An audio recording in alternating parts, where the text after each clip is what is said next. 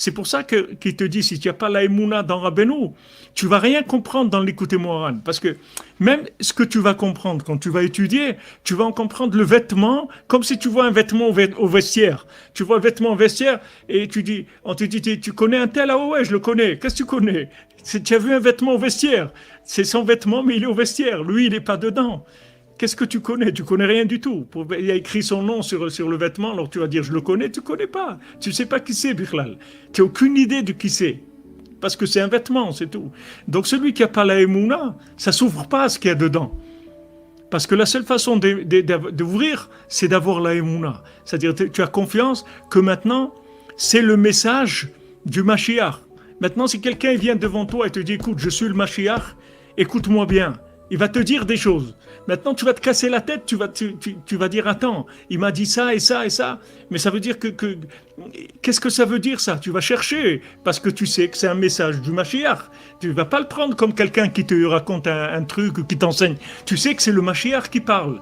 Donc Rabbeinu dit, avant que tu commences, c'est un des klalim qui dit avant même l'Achmad d'étudier le côté Moran, avant que tu commences, il faut que tu saches c'est Moshe Mashiach.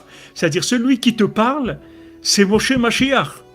Donc fais attention à ce qu'il dit, parce que c'est le Moshe Mashiach qui parle.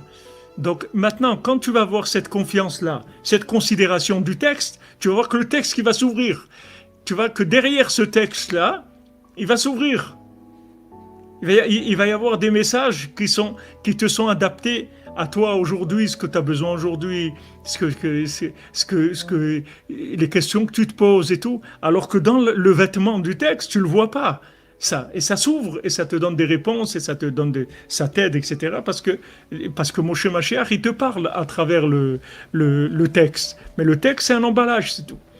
Il faut l'étudier, parce que ça passe par là, mais il ne faut pas s'arrêter à la forme du texte. Parce que la forme du texte, elle va au maximum tu vas voir que c'est beau. Des fois, Rabbeinu fait des montages.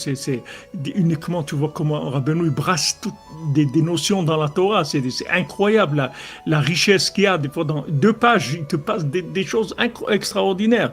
Mais ça, juste au niveau Torah. Mais il faut toujours savoir que c'est pas ça qu'il veut te dire. Il veut te dire autre chose que ce que tu vois dans le texte. C'est vrai que tu es en train d'étudier, voilà, ça c'est ça, okay. Mais sache que derrière ça, il y a un message qui est personnel pour toi et qui est un traitement sur mesure pour ta maladie, pour les problèmes que tu as. Il va te soigner, il va te connecter avec Hachem à travers son enseignement. Il ne veut pas t'apprendre des choses. Vous comprenez, ça c'est fondamental dans l'étude de la Torah de Rabbeinu. Si vous ne savez pas ça, alors c'est mignon, c'est-à-dire vous étudiez, c'est même beau, il y a des chidushim extraordinaires et tout. Mais comme étudier Rabbi Nathan, si c'est ça que tu cherches, laisse tomber. Il y a beaucoup de livres et il y a des trucs qui jonglent avec des notions, des compréhensions et tout, il y en a plein. Nous, c'est un médicament qu'on cherche. Il y a une différence où aller faire une dégustation dans un restaurant, comment on dit ça, hein? Voilà, Razak. Une dégustation dans un restaurant gastronomique et rentrer en réanimation, c'est pas la même chose. Tu comprends?